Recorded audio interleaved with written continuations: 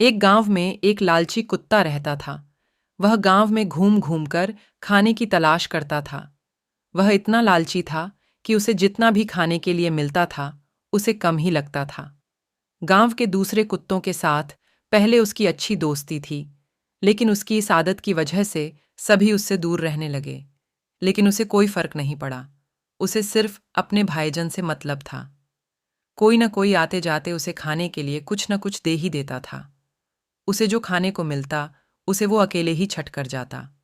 एक दिन उसे कहीं से एक हड्डी मिल गई। हड्डी को देखकर उसकी खुशी का ठिकाना न रहा। उसने सोचा कि इसका आनंद तो अकेले ही लेना चाहिए।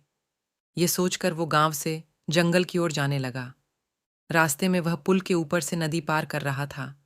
तभी उसकी नज़र नीचे नदी के ठहरे हुए पानी पर पड़ी। उस समय उसकी आंखों में सिर्फ हड्डी का लालच था।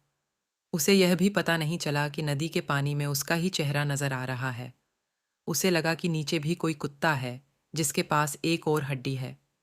उसने सोचा कि क्यों ना उसकी भी हड्डी छीन लूं, तो मेरे पास दो हड्डियां हो जाएंगी। फिर मैं एक साथ दो हड्डियों के मज़े से खा सकूंगा। ऐसा सोचकर वह जैसे ही पानी में कूदा, उसके मुंह से हड्डी सीधे नदी में जा गिरी। मुंह से छुटकर हड्डी के पानी में गिरते ही कुत्ते को होश आया और उसे अपने किए पर पछतावा हुआ। कहानी से सीख इस कहानी से हमें यह सीख मिलती है कि हमें कभी भी लालच नहीं करना चाहिए। लालच करने से हमारा ही नुकसान होता है।